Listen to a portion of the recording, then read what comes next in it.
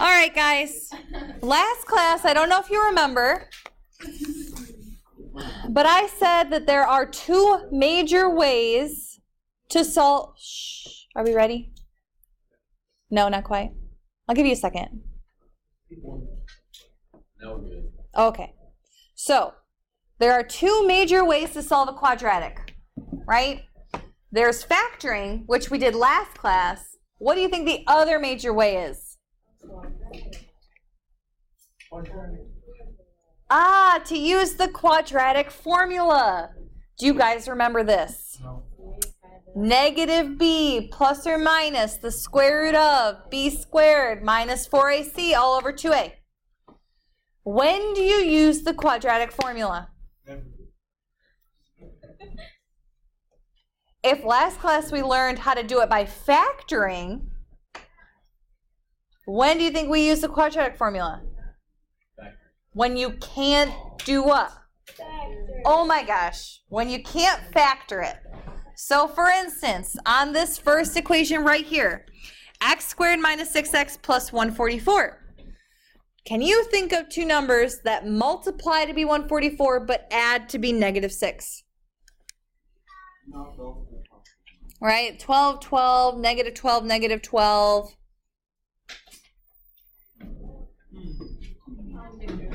There aren't any, especially because this equation is on the quadratic formula note page. So no, there are no factors that go into this. So this is when we resort to the quadratic formula. Now I love the quadratic formula because what are you basically doing? You're just putting the number in the formula. You're just substituting numbers. Yes. So our quadratic formula has an A, a B, and a C. Where do you think these A, B, and C come from? The ABC. Oh my gosh. The ABC in the quadratic formula. The ABC in the quadratic, right? So we have ax squared. What's our A in this one? A 1. Then we have negative 6. That's our. And then we have 144. That's our C, right? Now what do you think we do with these values? We just plug them into the quadratic formula. So I have x equals negative, what do I put in for b?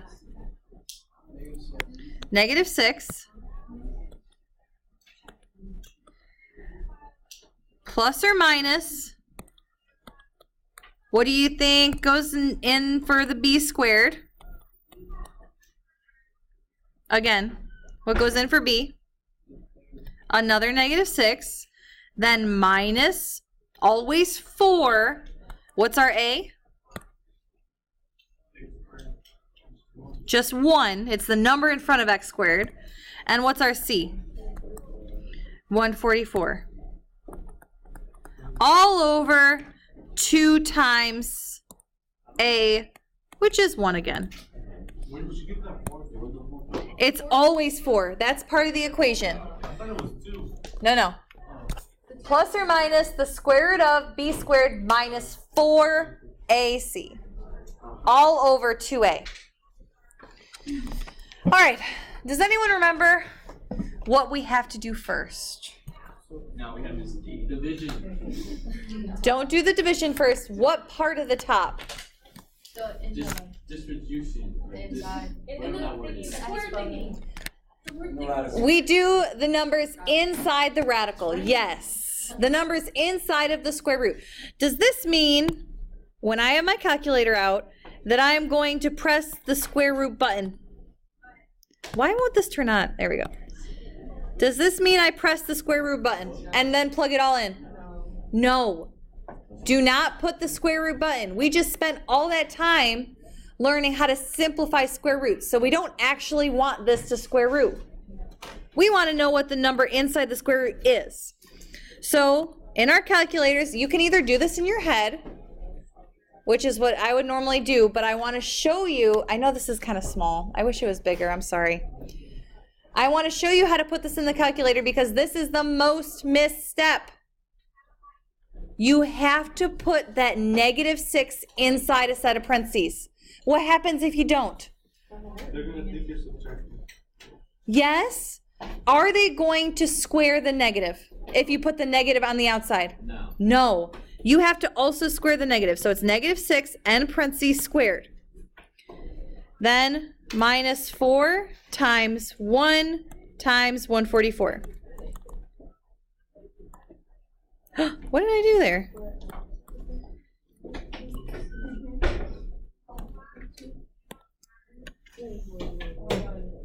And you, if you did it correctly, should get negative 540. If you did it correctly, you should get negative 540.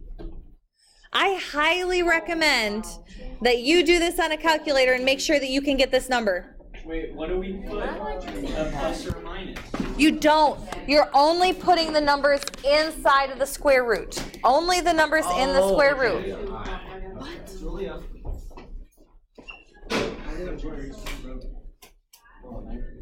I did that, and that's what I got.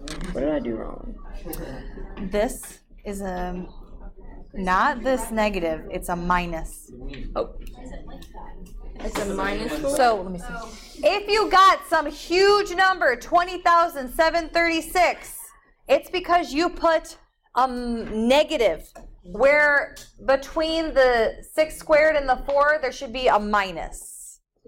This makes a difference because even though there really is no difference between a negative and a minus, your calculator treats them differently. Yes. Negative 540. It just keeps going and quit. You don't need the square. You don't need the arrow, or not the square root. Yeah, just do that. Yeah, no square root. Why are we not putting the square root in, especially on this problem? Because there's a -6 on the outside. No. Well, What would happen if I were to put negative 540, the square root of it, in our calculator? It would say error. Why would it say error? It's not square rootable. It's a what number? Impossible. Imaginary number. It's an imaginary number. Oh, man. Wait, why did that 6 become positive? What is a negative 6? Positive 6. Are we done? No. What do I still have to do? What did we learn how to do last class? Division. Oh no. Our answer has a what in it that's different than normal. And a Addition. that's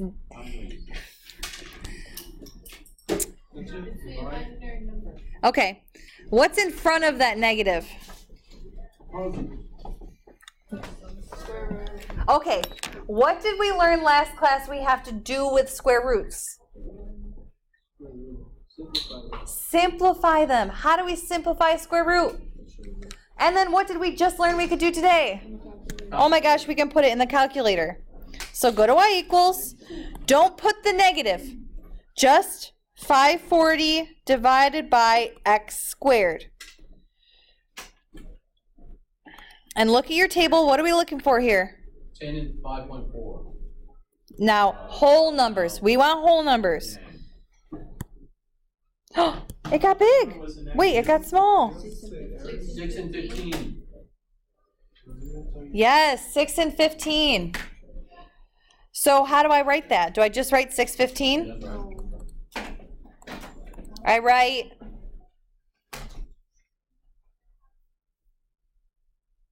What happened to the 6 being a negative? what is a negative 6? So, how do I write this radical now?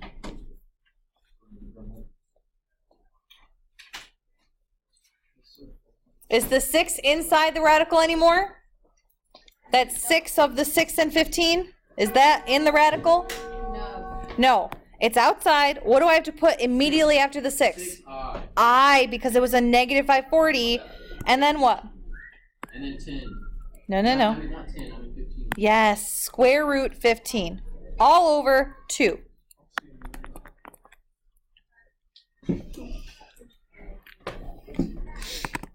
I know this is a long problem. You guys are doing great by Still paying attention.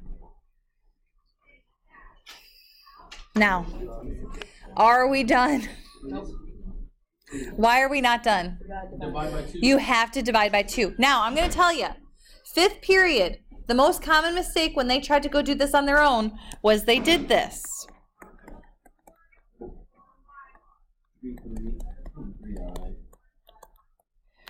What is wrong with this answer? What did they not do? Square root. And then divide by 2. You don't ever divide inside the square root. So the square root itself is fine. But what is not fine? The 6i. The 6. If we're dividing one thing, so you see they divided the first term, great. They divided the 6 by 2, beautiful. If we're dividing 1, we must divide both. So this shouldn't be 3 plus or minus 6i square root 15. What should it be? 3i, yes. We must divide both. And this is my answer. I am done here. You could split this apart, and my solution set would be 3 plus 3i square root 15, comma, 3 minus 3i square root 15. Are we going to have the equation on the test? Very good question.